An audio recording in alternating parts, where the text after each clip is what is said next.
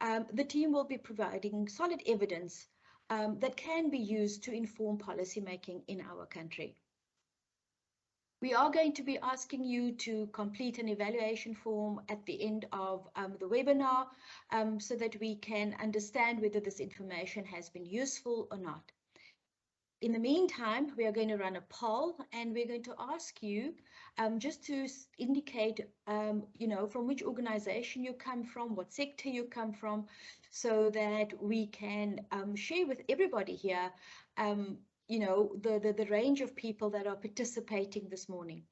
I'm also going to ask that if you have any questions, don't wait for a break during question session, but please submit those questions as the presenters are presenting the information, and the team would then address those questions as we go along. I know it's extremely frustrating to have a question and not have an opportunity to put that question into the chat.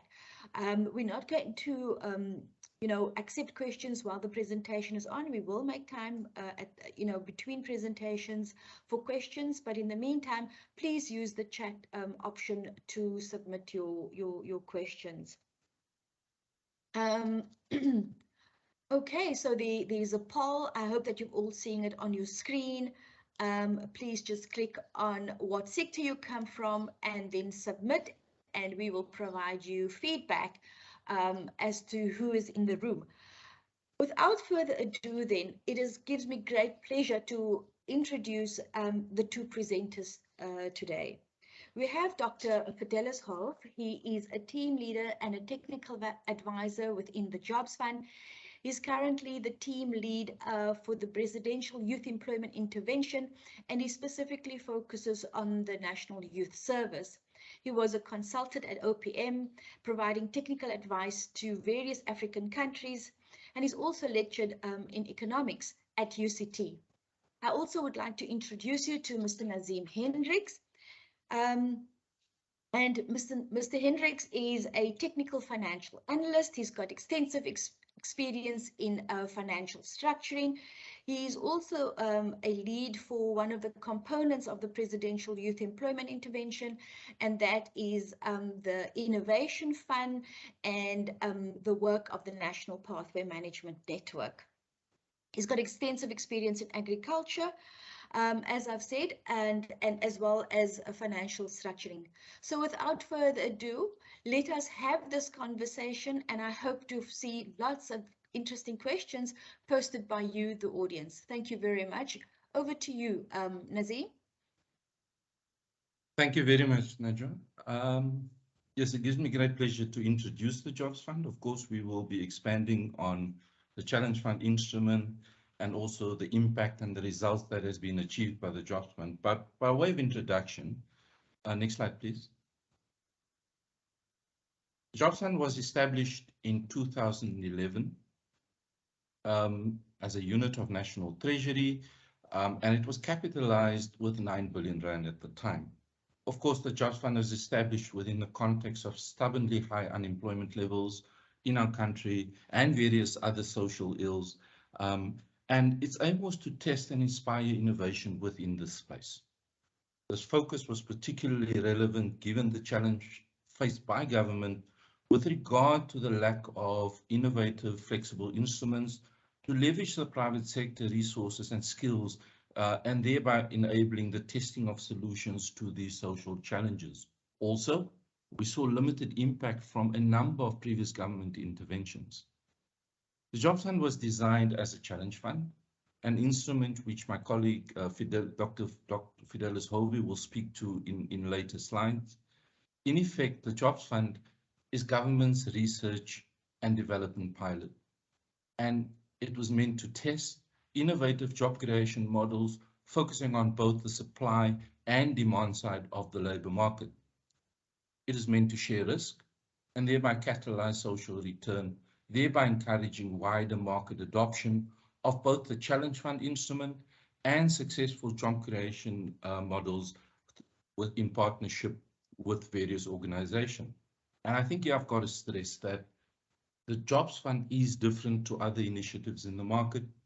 It is not a mass employment instrument. the focus here is rather on innovation to enable unlocking solutions for medium and longer term job creation or overcoming social issues within our country. The Jobs Fund, of course, does not have the capacity and scale to reach all beneficiaries in need, given the large numbers we're talking about. The Jobs Fund therefore looks to work with intermediaries, leverage their networks and access they provide to targeted beneficiaries to enable us to support those. This is achieved by 4 funding windows. Firstly, we have the support for work seeker funding window, the enterprise development funding window, infrastructure development, and also very importantly, the institutional capacity building window. The Jobs Fund regards itself as a learning fund. We often refer to ourselves as such. And for that reason, knowledge sharing is one of our foundational pillars. This is underpinned by a rigorous monitoring, evaluation, reporting, and learning framework. To this end, the Jobs Fund regularly hosts and participates in various knowledge exchange sessions, such as this one, together with its partners. And I think for now, that is for the Job Fund. We will come back to many of the issues we've mentioned. I now hand over to my colleague, Fidelis, who are presenting the case for challenge funds as a funding instrument. Thank you very much, Fidelis. Thanks, Nazim. Good morning, everyone. I hope you are well. As mentioned by Nazim, I'm going to speak to our understanding of challenge funds and what they're meant to do. I'll go ahead and switch off my camera and get started. So a challenge fund can be described as an instrument through which financial resources, usually grants, are provided to support innovative solutions to seemingly intractable socioeconomic challenges and to engage new actors in addressing or solving these problems. I think it's important for us to take a pause and look at what makes challenge funds distinct. I think the first point is really to do with the fact that they use competition to identify and support the best solutions to a predefined challenge. This is achieved through the transparent selection of grantees against a predetermined criteria, which always includes an assessment of additionality. So we ask the question, would this have happened anyway without the support of the fund? Challenge funds also aim to identify innovations and new ways of solving the challenge. In other words, a challenge fund is used where solutions do not yet exist. Challenge funds engage new actors, both as implementers and financiers, by risk sharing with the grantee. And this is done usually through co-investment. I think you will hear the term matched funding being mentioned. This approach allows the challenge fund to leverage other financial resources beyond the available grant contribution. I think it's also important to point out that the leveraging isn't just about financial resources, but challenge funds also allow for the leveraging or the crowding in of the skills and technical know-how of the private sector and other co-funders who would have come into the party as intermediaries. Next slide, please. The origins of the challenge funding methodology can be traced back to the 1700s in Europe, but I think elements of transparency and a focus on private-public partnerships to tackle social challenges only became mainstream in the 1980s and 1990s. Some of the first challenge funds were for inner city regeneration in the UK, and by 1997, there were more than 56 different challenge funds managed by 12 government departments or agencies, and they were allocating some £3.4 billion of public resources annually. In fact, over time, challenge funds have become more prominent as instruments for identifying innovative solutions to socioeconomic challenges, to such an extent that over the past 20 years, several donor agencies and countries have spent over $1.5 billion on this particular approach to delivering development support. On the slide, we've just highlighted two examples of the more prominent challenge funds in Africa. The first one is the case of M-Pesa, which is, I think, quite illustrative of what can be achieved through this methodology.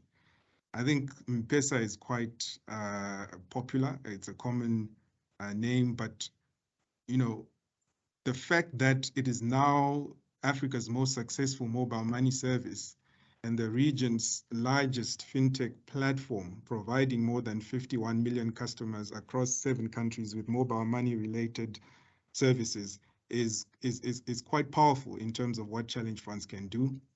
Its genesis can be traced back to the partnership between the Financial Deepening Challenge Fund and Vodacom's Safaricom.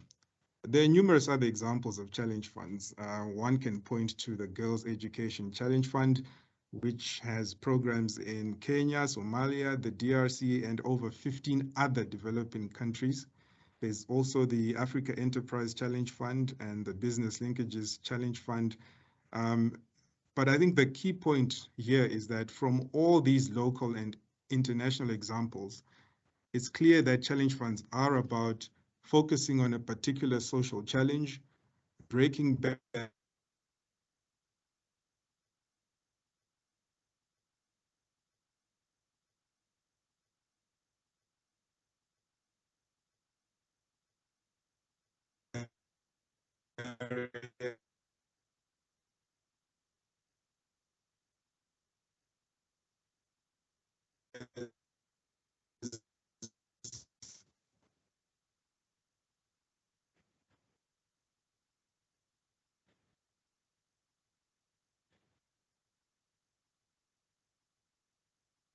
and catalyzing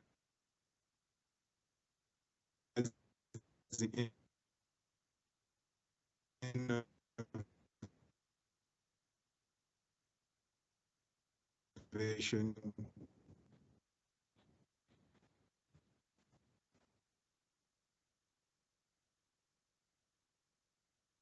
Hi, Fidelis. If please give us a moment. In additional, please give me an opportunity, audience. I just want to contact Fidelis and advise him that his signal is no longer clear.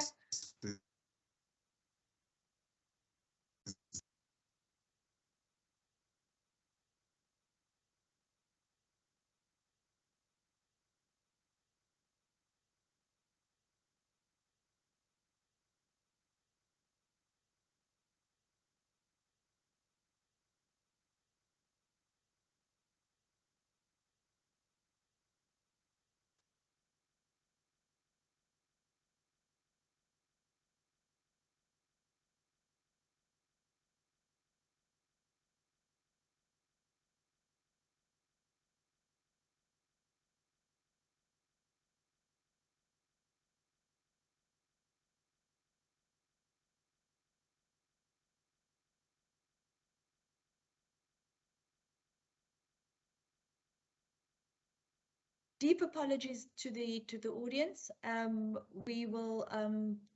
I have asked Nazim to please step in while Fidelis is sorting out his bandwidth issues. Nazim.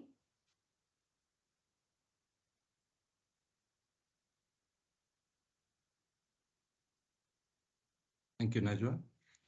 So as Fidelis was saying, there is a number of challenge funds present in the market. Many of them originated in the UK since the early 90s. And the use of challenge funds has really been seen internationally as a way to reaching these social, as it has been in South Africa. Next slide, please.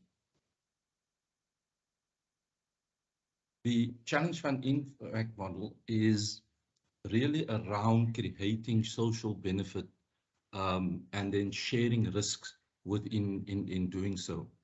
And the model really speaks to transparent selection of the best possible innovative solutions to these problems by publishing a predetermined criteria for what we are looking for in terms of that call for proposals, a competitive assessment process, and match funding. I think very importantly, from a challenge fund perspective, is that we do put out the problem statement for a particular challenge fund call. We do not necessarily, it's very important that you do not necessarily propose the solution itself. That in itself comes from the market, from the various players, and that is then assessed via that competitive process.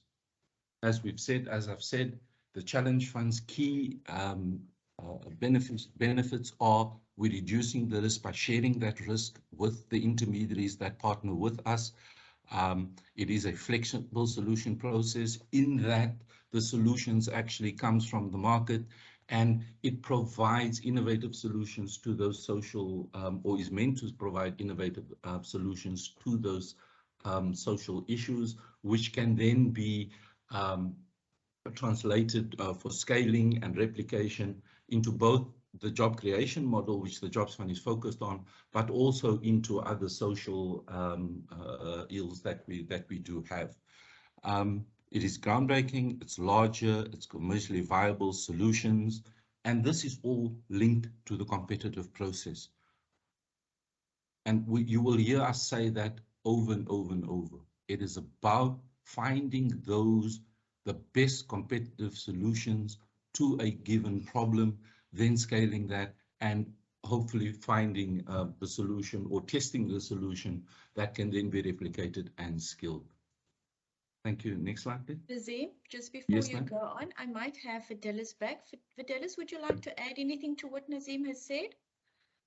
Perhaps especially around the competitiveness, the transparency, and how this distinguishes itself, you know, from a normal government procurement process. Fidelis?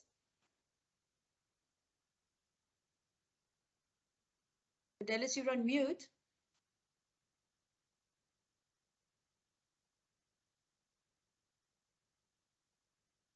Okay, I think he's still struggling.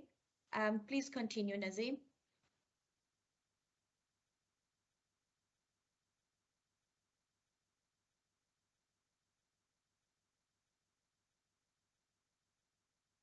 Nazim, you're also on mute. Apologies, Naja. I muted myself when you were talking. What are the current challenges in Africa, and how can this challenge fund instrument be used to assist in addressing those problems? And of course, we know there's a multiple of challenges that we face.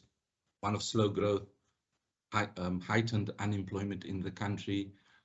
Women and youth are disproportionately affected.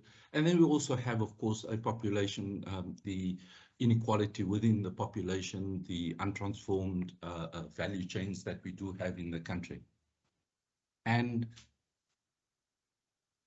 what the Innovation Fund does is it tests those innovative solutions needed to address these challenges and effectively creating earning and learning opportunities for the unemployed people, thereby addressing some of the issues that is fundamental to the unemployment and inequality problem that we do have in our country. Of course, a challenge fund cannot necessarily address the issue of slow growth. That is more of a macro issue that needs to address at another level. However, what the challenge fund can do is test solutions to barriers that is currently prevalent in our economy to be able to address those challenges and promote employment and also social change. Now, Nazim, to be able to sorry, Nazim, if I could just come in there. So I think that, you know, it's really worth our while just re-emphasizing the issue around focus of a challenge fund. So when we started out, we said, you know, it is there to address a particular social impact that we would like to achieve.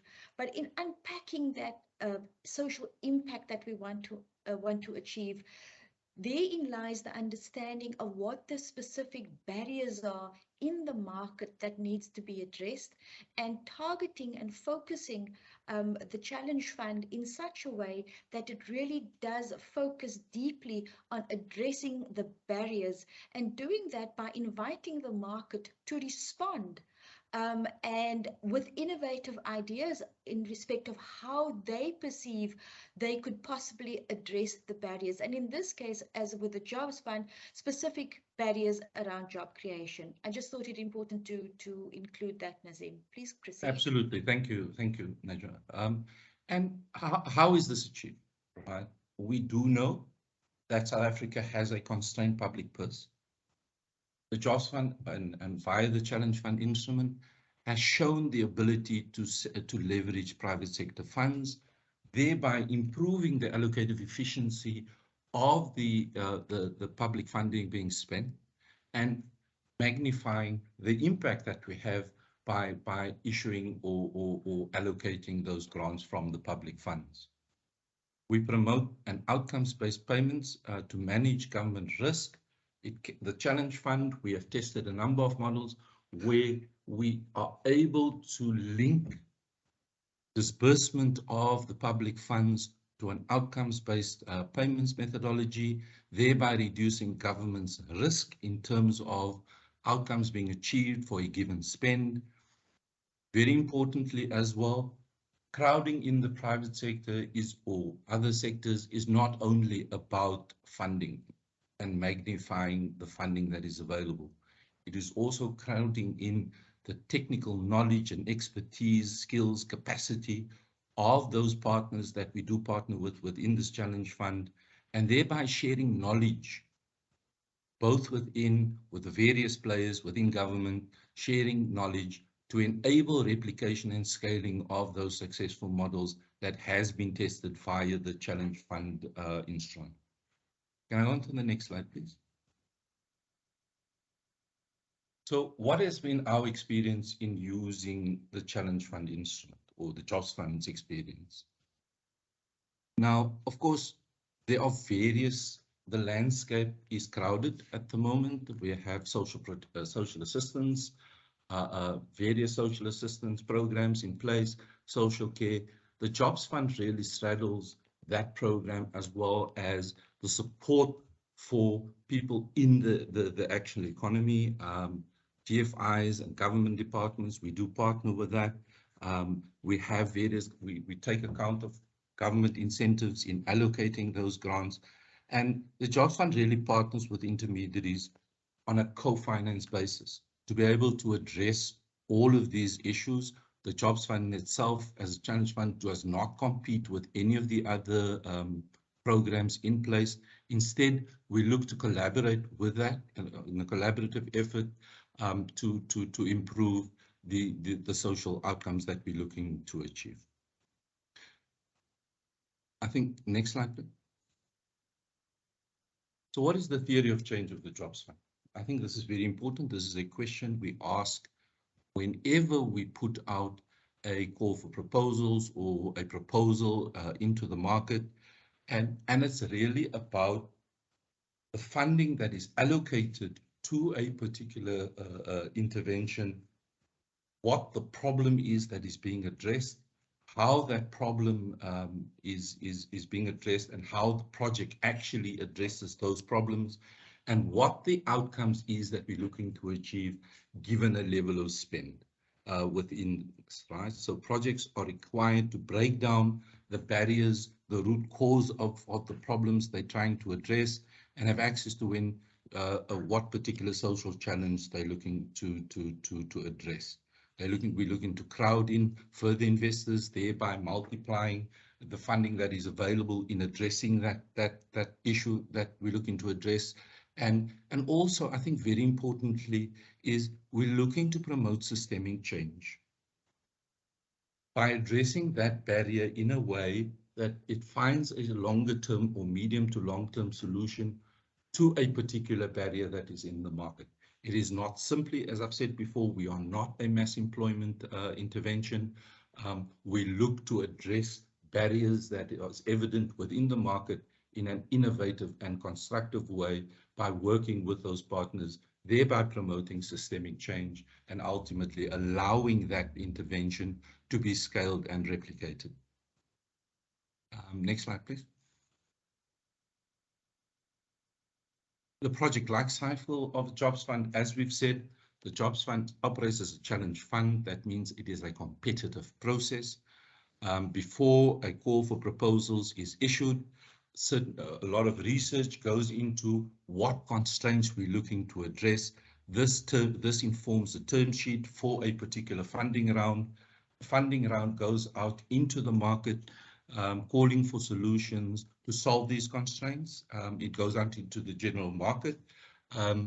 And interested organizations then apply by setting out their proposals and project results or value or theories of change.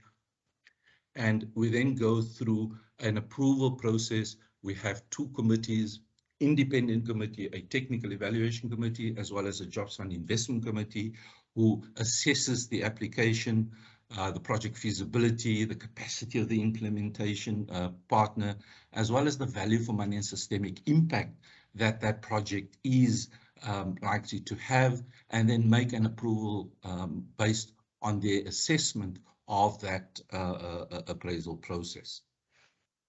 Thereafter, all projects are subject to a rigorous contracting process where specifics of the projects are finalized and included in a grant agreement.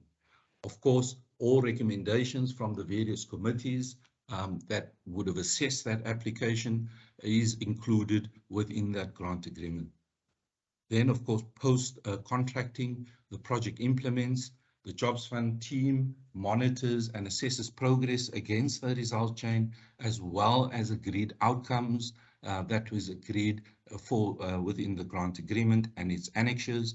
We conduct independent annual financial and performance audits, and regular evaluations is done both on specific projects as well as the Jobs Fund portfolio as a whole to extract learnings. Remember earlier I said we do regard ourselves as a learning fund. Very important for us then to extract the learnings from the implementation of those various initiatives that has been implemented, and to actually share those learnings with the market as we're doing today, and then promoting effective utilization of those models and improving the efficiency of scarce public resources being spent. Project closeout also linked to the evaluation of the outcomes of that project. We assess the outcomes via a closeout audit, as well as a self-evaluation report that is completed by our contracted intermediary. We conduct an independent summative evaluation on the project, which really speaks to what the purpose or what the theory of change of the project was, what the outcomes that we had expected to achieve was, the impact, and then compares the actual results and outcomes and the lessons learned from those projects based on the original assessment and expectation.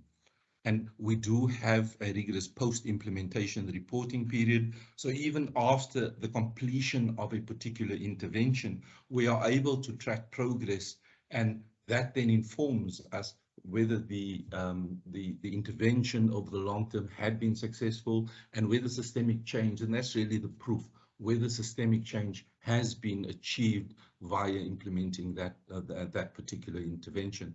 And of course, that all culminates in the knowledge sharing that we do have, so that we can promote adoption of successful models that have been tested. Thank you. Next slide, please. And I think, DDG, I think it's time that we pause. We've said a lot. If there are any questions from the floor that needs to be addressed, we can do that now before proceeding. Thank you so much, Nazim. Yes, I think that we've been answering some of the questions in the chat. Kenneth had asked about what were some of the barriers we had identified and how we had targeted those barriers, and of course what were the lessons learned. So I have tried to respond to that, but perhaps by Nazim, you would have some additional input about specific barriers that we addressed through the various interventions that the Jobs Fund has supported. Thank you. Yes, thank you, Najwa. And I think when looking at the barriers, we need to look at the various windows that we have been active in or that we have implemented through. So for example, if we look at the support for work seeker, what that model is meant to do is not necessarily create jobs in the market, but it has been shown that there is a mismatch between available opportunities in the market that is created by corporates or other institutions in South Africa and the ability of our young people to actually access that opportunities. Being a lack of skill, lack of ability to actually access that because of the cost of accessing that, and technical training, etc. Our Support for Work Seekers project has provided support to those young people as well as the creator of the job to enable matching of those young people to available opportunities in the market. And that has proven an eye-opener basically, right? Because there was always an assumption that there are no jobs being created, but the fact is there are. The problem is there's a mismatch between skills and ability of young people to take advantage. And that is one of the barriers that I think we've addressed within our work seeker interventions. Then let's look at. And if I may, Nazim, just yes, on the work seekers as well. I mean, you know, in the later discourse, you know, there's much being said about demand-led interventions. But way back when the Jobs Fund was established, this was a key principle for us. And so while we understood that there was a mismatch in the market, we also understood that without new jobs being created, it would not suffice on its own only to be supporting interventions that assisted young people with acquiring new skills. So training interventions per se were not sufficient criteria for the Jobs Fund to support such a project. What we wanted to see was how that organization used their agency and intermediated in the market, i.e. engaging with the private sector and others, understanding where the potential for job growth is, and ensuring that through bridging programs and training programs that young people would then actually have opportunity after going through that process to then be placed in an organization. And I'm very pleased to say that, you know, the conversation and the narrative has vastly changed over the last few years, where there is a much greater focus on what we need to do in respect of stimulating demand in the economy. And perhaps, Nazim, this could segue into your you know, addressing the kind of barriers we anticipated in our enterprise development window.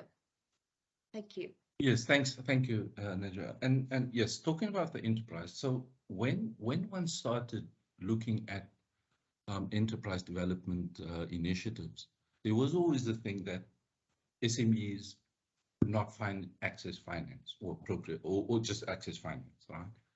And in working with organizations and interventions that we started implementing, there was a realization that it's not only access to finance as such, it's also firstly access to appropriate finance. It is access to mentorship, access to training, technical training, because very often entrepreneurs are very good at developing ideas and whatnot, but they're not necessarily good at running a business. So what we're saying is basically that it needed a well-rounded package of support to these to entrepreneurs and SMEs to enable them to access the value chain successfully and actually establish and run sustainable businesses. So that has been the movement. Now, we've done so via a number of instruments. Of course, we have tested the blended finance models. We have tested guarantee mechanisms, for example. We have tested those and established how best to address the SME funding issue or package of support issues, and what components needs to be in place for a successful SMME development program to be had. And we've learned that simply providing funding, yes, is a very important element, but it is not sufficient if you're going to target sustainable SME development over the medium to longer term. And On the institutional capacity building side, forgive me, it's a passion of mine. For me, we have not necessarily done sufficient. I'm not talking about the jobs fund in particular. I'm talking about at higher level, we have not done enough to address the level of capacity that is available on the ground, which effectively means when funding is made available through these institutions or to address problems on the ground, particularly within the poorer rural areas, sufficient capacity does not exist on the ground as a funnel for that funding to be focused or targeted at the relevant beneficiaries that we're looking to assist. And we have implemented a few or a number of these institutional capacity building interventions, which for us does not necessarily provide you, and it's part of the problem statement for the jobs fund. It is not about short-term gains. It is about building long-term or capacity for medium to long-term implementation of various interventions within that space. I think I've answered that question. You have, but I think, you know, this perhaps we could pause for a very useful example of what we meant by capacity building.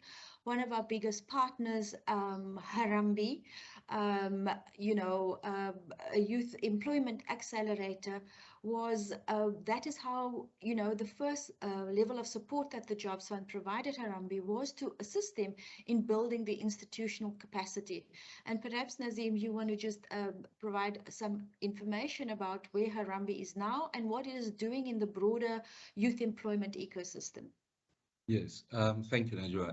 And like Najwa said, when we started our journey with Harambee, they were a small organization who needed scaling to enable them to implement their vision at a scale. We have walked a long journey with Harambee. Where they are now is they are able, or they have been appointed as the National Pathway Manager, Pathway Manager, the ecosystem manager for the National Pathway Management Network, which is a huge undertaking by any standards. And by implementing the capacity or building the capacity over time, we have therefore created an institution that is able to implement a project at the scale at which it is envisaged. In the absence of that, we would have had a problem, despite funding being made available, to be able to target that funding to the beneficiaries that actually required. And that is, and I may, if I may, Najwa, I've given another example. For example, we have now approved a project to build institutional capacity for an organization within agriculture. Very often a young person says he wants to enter agriculture, or an institution, they want to form an enterprise.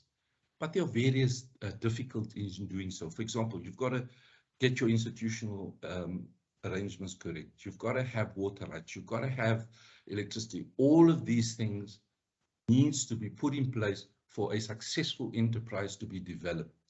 This organization, and we found the evidence of that need is in other Jobs Fund projects, where many young entrepreneurs come into those projects, but is not able to develop all of those. So in effect, those on-lending projects or finance projects declines those individuals simply because they have not done the work before being able to apply. They've not set the institutional arrangement properly. They do not have water rights. They do not have land title, for argument's sake. So an institution like that will assist young people at the front end before they actually get to applying for funding to various institutions, to assist them to be in a position to actually do so credibly, and for these institutions to consider the applications within that context. Thank you, Najwa. Is there anything else that you wanted to add to that, Najwa? Oh, that's great. Thank you, Nazim. Please continue. I think that by way of example, you know, we've spoken about the challenge fund instrument as being something that can be geared to and should be geared to addressing particular areas of social impact. I hope, Kenneth, you've posted the question around barriers that we've begun to address, you know, and answer your question. But we have a varied portfolio of projects and interventions in the Jobs Fund. And this just talks again to, you know, how versatile this instrument is. However, it needs to have a specific focus.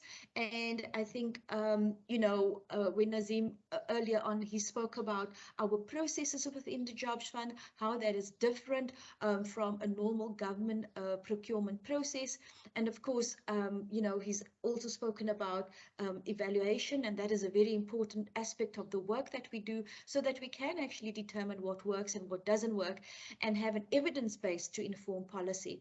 So I'm going to hand over to you again, Nazim, briefly talk about then, you know, some of the work that we have achieved, some of our performance. But to the audience, don't leave. I think one of the really interesting part of the presentation is still to come, where Nazim will cover some of the specific areas where we've had impact using the Challenge Fund instrument. Over to you, Nazim. Thank you, Jim. Next slide, please. So, of course, all of that is very good. You know, we've explained the Challenge Fund instrument, but what have we achieved with it? And I hope to take you through that in the next few slides. Next slide, please. In terms of performance, and I have to say that this data is up to 30 September 2022. Up to then, the Jobs Fund has contracted 146 projects in partnership with various intermediaries. These projects have had a national footprint, with 68% of the 146 projects having operated in more than one province. We have, as we've said before, we operated via intermediaries, and on the right, we will see that the largest part of our implementer intermediaries was from the private sector, which makes up 46%.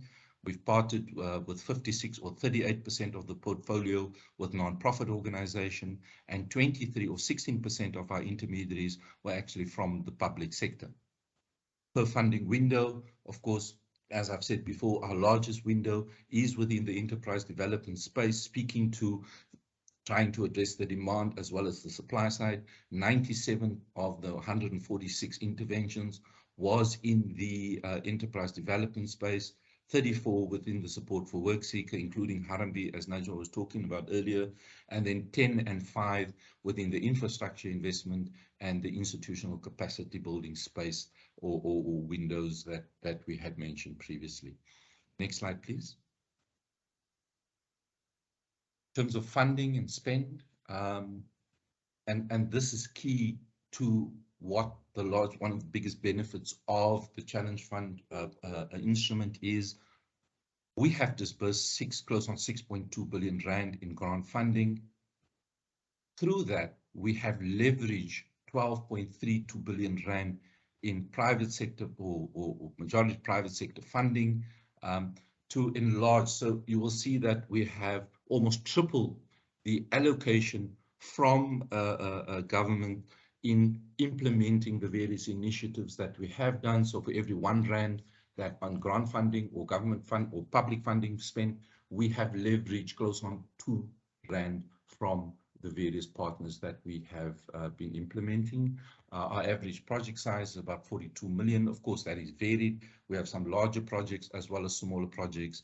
And it's not really about the size, really the impact of the individual interventions that we're looking to implement. In terms of gross disbursements, consistent with the previous slide, the largest part of our disbursements was within the enterprise development window, followed by support for work seekers, and then infrastructure investment and institutional capacity building. Next slide, please. So what has all of that achieved? Well, we have supported 70,000, just over 70,000 smallholder SMMEs and emerging or smallholder farmers within our portfolio. We have facilitated the training of just short of 298,000 young people. And I think we have to stress that the Jobs Fund is not a training institution. We fund training if it is linked to an opportunity that exists, or placement of young people into an opportunity, or the creation of a placement or within a job within an SME or other organizations. So we do not simply train for the sake of training. 600, in 2019-20, we launched a COVID intervention to support our projects through the COVID pandemic, and we did so at the height of that pandemic. Through that intervention, we supported 657,572 beneficiaries, was reached through that funding support package. In terms of jobs, and of course, year one, when one looks at jobs, one has to look at the definition of jobs. We focus pretty much on permanent jobs, placements in permanent positions, and also seasonal jobs, because we've learned that certain industries is not conducive to creating a permanent job as we understand it. So we do look at seasonal jobs, particularly within the agriculture space as well. So thus far, just short of 297,000 jobs or long permanent and short-term jobs has been created or facilitated. That is against an original target for the Jobs Fund of 150,000. There's some demographics on this slide. 57% of our beneficiaries have been female, 98% have been previously disadvantaged individuals, and 64% of our beneficiaries has been youth as defined. Next slide, please. So how efficient has this been? And of course, we always measure spend in terms of efficiency, right? So we look at it in two ways. We look at the operational costs versus the funding that we've dispersed, and also then the grant cost per job for those jobs that we have created. And you will see on the slide that in terms of the other funding or challenge funds around the globe, the Jobs Fund has been more efficient in terms of its operational cost spend. Our operational cost spend over the life of that of our fund has been 11% of disbursements made to date, and you can see that the other funds range between 15 and 28% of disbursements made. Then, if one looks at the cost of those jobs, and of course, by definition, on average, our jobs, the Jobs Fund permanent job have a duration of at least 3 years.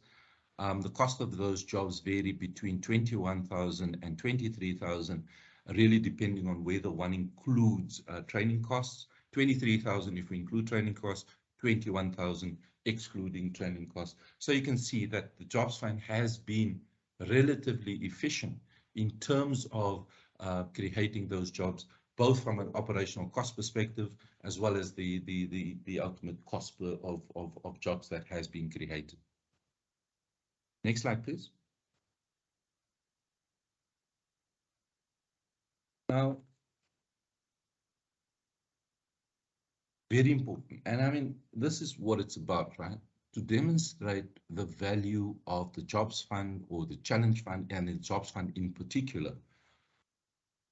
The proof is in the pudding, right? We have to look at the impact that we've had, and we are very proud of the impact that we have had, in the sense that we have become a trusted partner in the market for partnering in implementing job creation and social impact projects.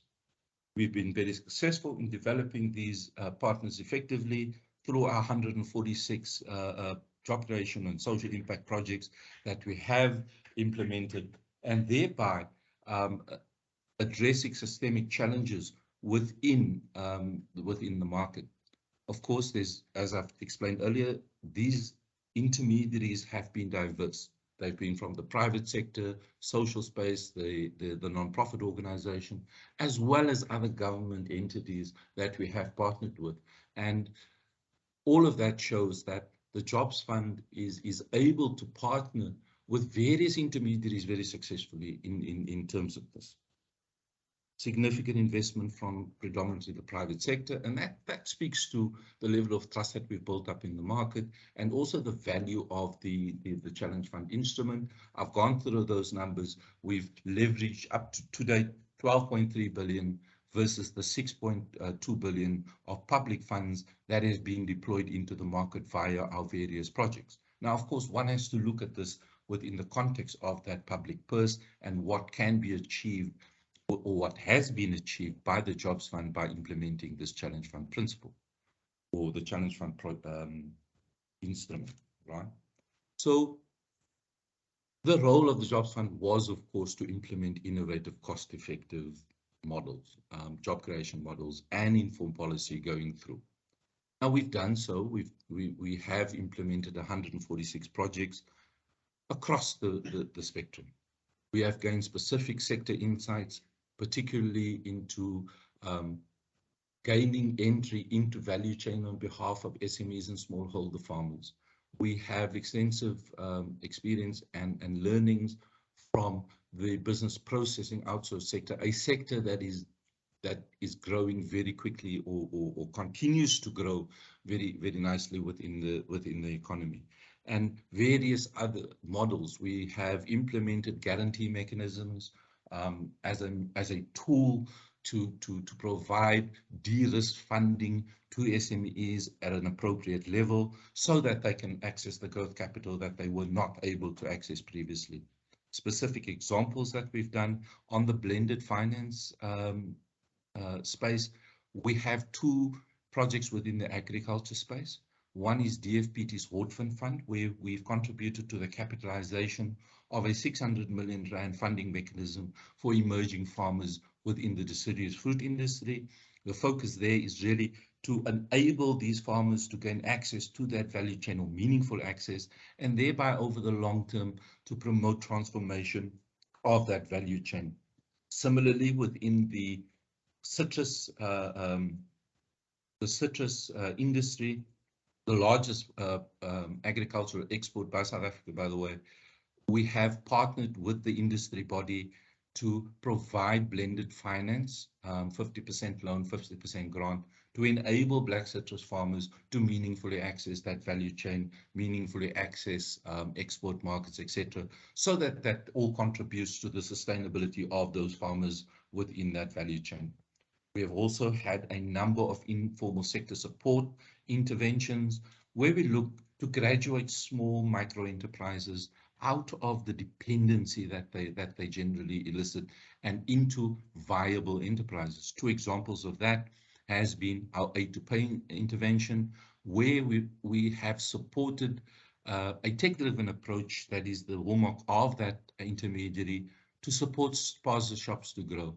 Up to date, we have supported over 5,000 of these spaza shops by providing them with the technology, mentorship, and training so that they can grow their businesses and make it more efficient, become more profitable, etc. Phakamani, Phakamani is an institution that administers microloans to small and mentorship to small micro enterprises, and we have to date supported Phakamani to be able to do that. We've scaled their model to be able to do that. We've actually scaled some geographic expansion for Phakamani in doing so. From a social enterprising franchising model, we had a webinar last week that spoke to one of our interventions there, which was in Unjani Clinic. By all accounts, an inspirational presentation by Unjani, where we're very proud of that because it dovetails the job creation focus of the Jobs Fund with social impact in poorer communities. That project enabled a number of, I think it was 44 unemployed nurses to open up primary healthcare facilities within their communities and provide services of course, at a subsidized cost to the community members. So we were very proud of that intervention, or still very proud of that intervention. And we've also got other interventions like the Smart Start model, which we are piloting. That is an early childcare development program where we are bringing unemployed people into that value chain to be able to provide that service and create businesses within that sector, and in turn provide early childcare development services to their communities as well. Next slide, please. And of course, those are just examples, right? We can go on all day with the examples that we have. Now, of course, the Jobs Fund focus is really the end beneficiary. We work through intermediaries to enable us to reach those beneficiaries. And majority of our funds have benefit youth work seekers, women, SMEs, smallholder farmers, or emerging farmers. Some people don't like the word emerging farmers, Majority of our grant has gone to supporting those. We are reaching target beneficiary in collaboration, as I've said, with these intermediaries. And I think the demographics I've gone through on a previous slide. Sustainability is a big issue within, or a big factor in assessing projects, both sustainability of the intermediaries as well as the beneficiaries and the projects. As I've said before, beneficiaries are likely to remain in jobs for a period of 3 years through our projects. The majority of supported SMEs are still in operation 3 years on from the support that they received. This information came out of a study that the Jobs Fund, a tracer study that the Jobs Fund had, and it covered the period from 2019 to 2021. And all of that speaks to the sustainability that, or the impact, the long-term impact that the Jobs Fund has had in the market over the period that has been implemented. I think I've spoken to the low cost per job. We are competitive on a cost per job level. And of course, within that, one has to look at the various other DFIs and institutions, their definition of what a job is. And one has to take the numbers into within that context. Suffice to say, we are competitive on that space, in that space. And we are quite happy with the cost per job that has been achieved. Of course, going forward, one has to look at that cost per job within the context of inflation, the more complexity that you build into the models to support as you learn to support the actual issues being faced by young people and entrepreneurs out there. And that then, of course, increases the cost of those jobs that you do create. Now, we had a study done by an organization called Red Flag. Red Flag looked at our beneficiaries, the jobs that we created, and they found that in the region of 6.8 billion rand was returned to the fiscus via pay-as-you-earn or employee tax that was paid by the beneficiaries for which jobs has been facilitated by the Jobs Fund projects. And that we are very proud of that number, in effect, again, speaking to the allocative efficiency of government spend via the Jobs Fund. We have contributed to improved implementation capacity of the public and private sector by working particularly with institutional capacity building and via working with the NGO, NPO space. We have supported the development, the robust development of those institutions, the ecosystems that surround these organizations in which they operate. And I want to say the capacity within the Jobs Fund. The Jobs Fund has, over the last 10 years, developed a capacity within government to successfully implement various initiatives and address social change. That capacity exists, and one hopes that the implementation thereof, or the use thereof, the utilization thereof, continue into the future. And all of this, of course, is via the flexibility of that Challenge Fund instrument. We've seen positive impact, positive economic outcomes, social outcomes through the effective use of the scarce public resources by leveraging other funds and skills and so forth. But by looking at the competitiveness of the individual projects that applies to the Jobs Fund, and by selecting those, we have definitely improve the allocative efficiency of government spend in that regard, over and above the amount of money that we've leveraged. And of course, one assumes we have tested models like the Unjani model. We have tested the Challenge Fund model, not only in the job creation context, but also on other social impact interventions. We've got a number like the Columba intervention. We've got a number of social interventions that has proven that the Challenge Fund principle, the instrument, is relevant to a wide range of interventions across economic sectors. Next slide, please. Nazeem, if you would just hold a minute, please.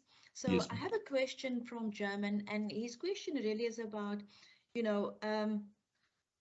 partnering with the private sector is often looked upon with skepticism within a South African context.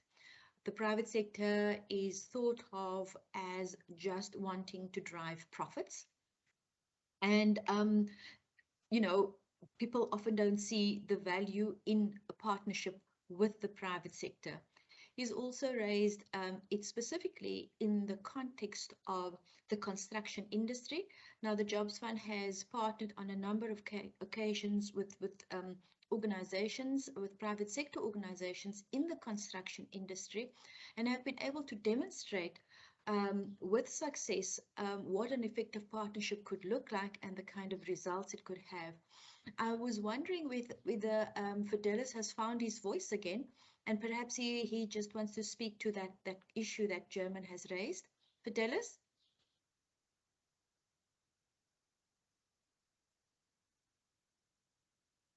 I think he's gone, Nazim, but perhaps you want to talk a little bit just about our partnership in the construction sector and what it has meant to the smaller contractors in that particular value chain.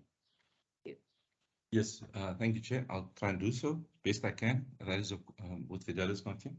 So, as I said, we have partnered with a number of organizations within the construction space. We have partnered with the industry body there. We have partnered with various funding organizations that fund within that space. And I want to take a step back and talk to the broader issue around partnering with the private sector. Now, of course, a private sector institution, a profit-making private sector institution, has a focus on profits. And having said that, one must be cognizant of the level of skill, capacity, and funding that is available to those private sector organizations in implementing a project. And it would be remiss of us, and I think government, the president himself, has made it very clear that partnerships with the private sector is imperative if we are going to address the various intractable challenges that we do have. However, so what the Jobs Fund has done to address the concerns, and the concerns raised are valid, right? What we have done in doing so, we focus on when a private sector company proposes an intervention to the Jobs Fund, we make very sure that the amount of funding that is made, goes to this private institution for implementing is reasonable. So we pay very close attention to what we are paying for. We pay very close attention to the benefit flow that goes to the ultimate beneficiaries through that project. If there is a mismatch, for argument's sake, between the benefit flows, or if it's unequal, we wouldn't necessarily fund that project. So we pay very close attention to where the money goes, right? We pay very close attention on a quarterly basis through the implementation process, whether those tenets have been adhered to and whether that implementation is going according to what had been approved. Then looking directly at the construction center, as we've said, we've had a number of interventions through that. And to be honest, we've learned quite a bit in terms of this, right? So the problem in the industry is that it's very difficult for smaller players to access this.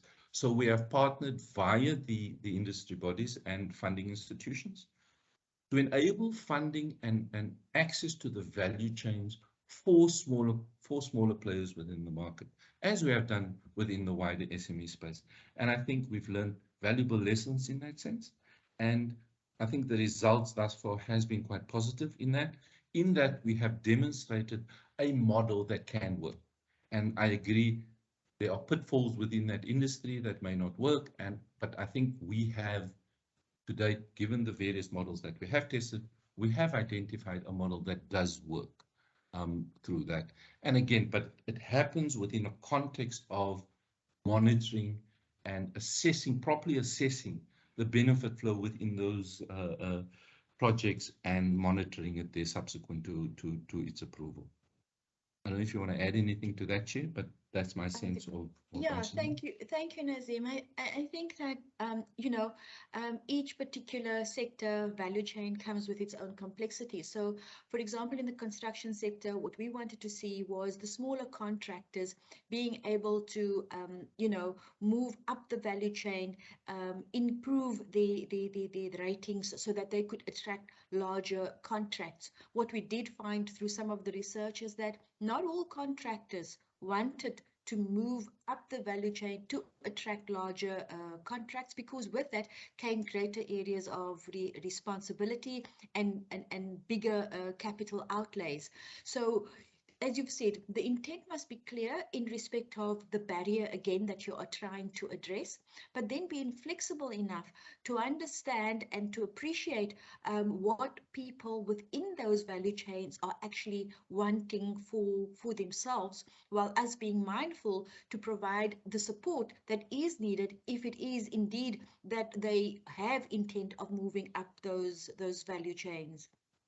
So that was the construction industry, but I think what we take from that is while the Jobs Fund intervenes across multiple sectors, it really cannot be a one-size-fits-all. Our approach has been high touch. It has been to focus on the specific needs within a particular intervention.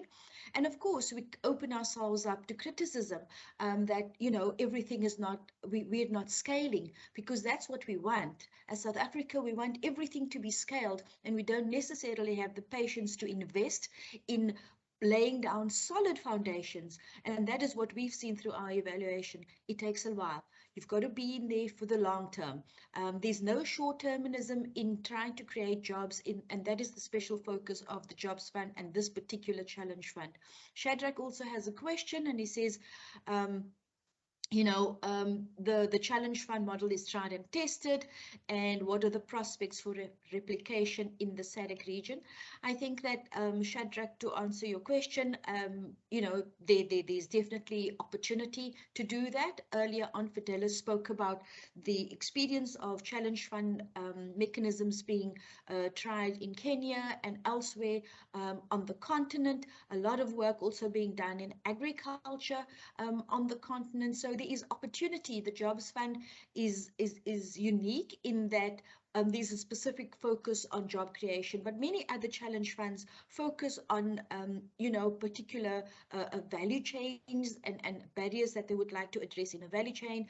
And so the lesson in this is understand what you are trying to address, understand who are the players, who are the key stakeholders, engage with them, and then design your funding instrument and your intervention in such a way that you get the right response from the market. But importantly also, as Nazim has indicated, that we can't do that if we also don't spend time in building the capability of those intermediaries that you're going to be looking towards to partner with. And often that is where the real challenge lies, having enough people in the ecosystem that have the capability to support the various interventions at the coalface across multiple sectors and value chains. So I hope that's answered the questions that we have, but Nazim, please proceed. We are having to bring this to a close shortly. So let's talk about some of the responses and the impact and the case for the Challenge Fund in South Africa. Nazim? Thank you, Chair. So a lot of the things I'm about to say, we have mentioned previously, but I think it's worth repeating. What's the relevance of the Challenge Fund, and can it be used as a response to socio-economic challenges? And I think the Jobs Fund experience has clearly demonstrated that it is possible to create jobs, and very importantly, creating jobs, creating systemic change around the creation of jobs in a sustainable way, in an innovative way, to be able to do so, thereby limiting the cost of the fiscus, thereby leveraging the expertise, funding that is available from the private and other institutions to be able to do that, and thereby scaling the impact that you are having. That approach provides potential for making impact on employment and redress, as I've said, within the context of a public purse that is constrained, and it allows you to contribute to systemic change, which then itself allows job creation and progress in terms of implementation of various models to proceed well beyond the involvement of the Jobs Fund and other government institutions. So what is required to the required capabilities for a Jobs Fund? Firstly, and most importantly, I think, is good design. If you go into the market, you have to be very clear what you are trying to do, right? So that the market can respond to you in a constructive and positive way. Second thing is advanced fund management skill. You require sound, robust systems to be able to facilitate, firstly, the effective disbursement of the public funds for which you are responsible for, with financial controls and oversight. Now, of course, we can never get away. We are spending public funds. Therefore, the controls and systems has to be in place to do so efficiently and correctly. That's number two. Number three is advanced monitoring and evaluation system. Now, of course, if you spend public funds, there's got to be a methodology of reporting how you did that, what you achieved by doing so. And to be able to do that and develop the learnings, the knowledge sharing that is crucial, you need to have those systems in place to track and the reports, the results that come out credibly, and then report that into the wider market. Security of funding, very important, and I'm also talking the long-term availability of that funding. To have the necessary credibility to go into the market, you need long-term allocation of funding, so people have comfort when they apply to the Jobs Fund that the funding is available over the long term. As Najwa said, creating jobs and creating systemic change takes time. To be able to achieve that, you need multi-year allocations of funding to various projects so you can achieve that over time. You do not necessarily prove systemic change and principles over a one-year period. It becomes very difficult to be able to do that, and therefore you need the funding available over that longer term. You need organizational credibility.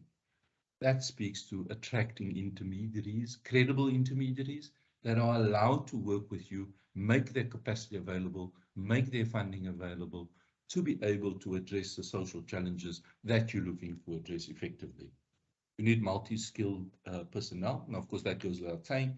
You need skilled project managers, a multidisciplinary team to be able to manage 146 projects. You need project management skills, financial analysis skills, monitoring and evaluation skills, the ability to implement meaningful research so you can focus the round in the correct way.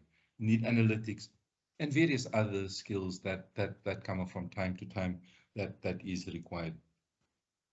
Now, with all of these capability in place, the Jobs Fund has shown that the Challenge Fund instrument can be used to implement a large number of innovative job creation and social impact projects across all sectors and regions of South Africa.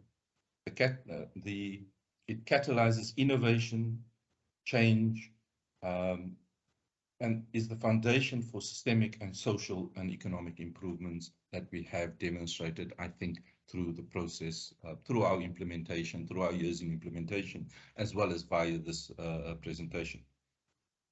So what overall approach is required, in our view, for the Challenge Fund contribution to be worthwhile?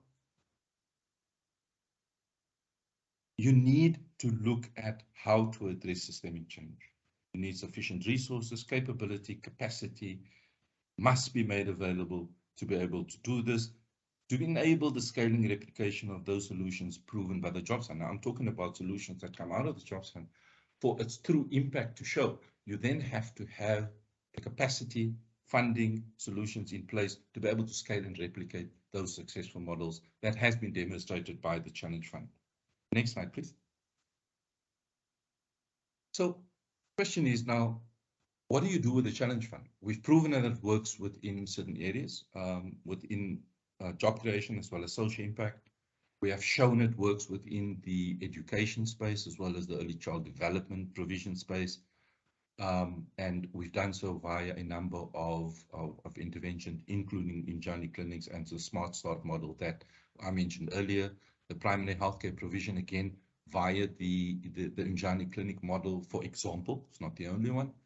That shows that the Challenge Fund principle or the model, the instrument, is relevant to primary healthcare, technological innovation, the digital divide. And I think sometimes, we gloss over this thing about digital skills. In some areas, we have learned that digital skills is at a level that almost precludes you from creating jobs within that area simply because young people do not have the digital skills. The Challenge Fund principle has been shown to work to expand that reach into particularly the poorer rural areas, to enable that and therefore enable support young people, capacitate young people to take advantage of opportunities.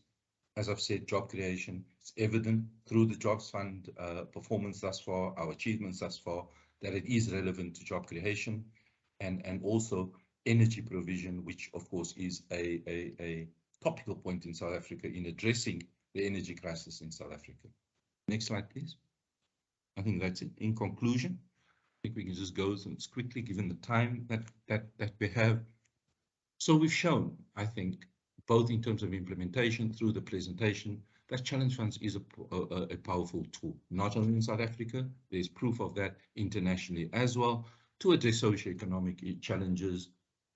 And again, I stress, without dictating the means to solve these challenges. Those solutions has to come from the market, from the people who are actually active within those markets. There's a competitive, transparent application process within Challenge Fund, allows the best ideas to support it, which enables scale and replication, but improves the allocative efficiency of the government spend by choosing the most efficient, low cost, or the lowest cost. Not necessarily the lowest cost, but the best possible solution to a given problem. Competitive ideas are de-risked. Very often, they are very good ideas, but need de-risking so that we can test that model. The Challenge Fund enables you to be able to do that. And then based on the Challenge Fund or the Jobs Fund experience, there's significant value for money benefits to government. We've spoken to the cost per job that we have achieved through our competitive process, the level of leverage that we're able to do into the market, and also the return to fiscus that we have shown through this by creating those jobs. And in our mind, in our view, the Challenge Fund is indeed an instrument that can deliver immediate and focused benefits to SMEs, work seekers, and the broader market alike. And we do that by demonstrating superior short and long-term social benefits through our interventions at a competitive cost.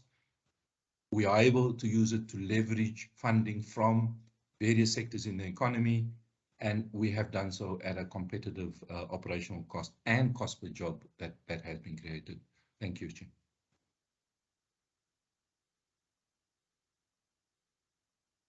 Yes, The next slide. Thank you. Do you want to continue, Nazeem? I think there is some on this slide, and I think it's things that I've said before. You need reputable partners. There's no doubt you need to build credibility in the market, which the Jobs Fund has done through this Challenge Fund principle.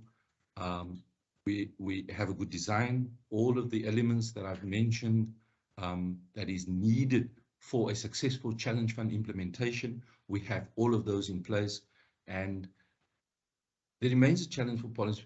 How do we look at the results and translate that into policy formulation? It's still something that we are working. These type of forums is key to doing that. And I think we've shown that the Challenge Fund mechanism is able to produce the results that we all are looking for. Thank you, Chair.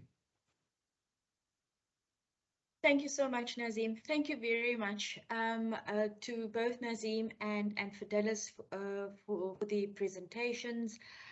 Thank you to all the participants for the questions. I don't see any hands at the moment. I don't see that there are any further questions. I hope that this morning, through our engagement, you would all agree with me that for sure there is a case for challenge funds in South Africa, that there is definite benefit to be had, and that, you know, through our demonstration around the projects that we work with, but also independent evaluation that is being conducted by the Jobs Fund, that there is a body of evidence that can support policy going forward in South Africa, but that we as a country, we have to exercise a little bit more patience, and that we need to be willing to stay the course. we have massive challenges around unemployment in our country. And yes, it is right that we do address the short-term needs. But what the Jobs Fund demonstrates is that it's also important to position the country on a particular trajectory that will ensure that we stimulate greater demand, and through that greater demand, that the solutions that we support are also sustainable. And so designing our funding in a way that is appropriate for the different life stages of growth in an enterprise or in terms of various sectors that we intervene is of utmost importance. We cannot have short-termism. In a previous workshop that we had as the Jobs Fund, one of the key issues that that participants had raised was that they cannot support a government whose approach to development is like popcorn, like making popcorn. So popcorn, you put it 3 minutes in the microwave and pop, pop, pop, you have the answers. When you're working in this space and you're serious about sustainability and you're serious about making a real difference in our country, then you are going to have to understand that not only do you make funding available, but the funding must be appropriate and it must be over the requisite period of time. And that funding must be accompanied by a bouquet of services, which includes technical support, access to market, mentorship, to name but a few. And so our approach to development needs to have a recalibration, and we see that through the use of the Challenge Fund instrument, we actually can crowd in additional resources in the context of a very, very constrained public purse. And with that, I would like to say thank you very much to the Jobs Fund team, my team of people who work tirelessly. And if it wasn't for them, we would not be able to come here this morning and share with you what we have learned over the last few years. I also, as I said, I want to say thank you to the presenters, but I also want to say a massive thank you to you, our participants, as well as our partners. Without our partners, we would not be here. So thank you to our partners. Thank you for trusting in us. Thank you for being willing to share risk with us. Thank you for sharing our vision and our intent, which, of course, as we have repeated on numerous occasions in this webinar, is that what we are driving towards is systemic change. That is our ultimate objective. And if it is systemic change, then we must be prepared to design our funding instruments according to what the need is, and we must be willing to walk the long path with our partners. Thank you very much, everybody, for this morning's participation. I bid you a good day further. Take care.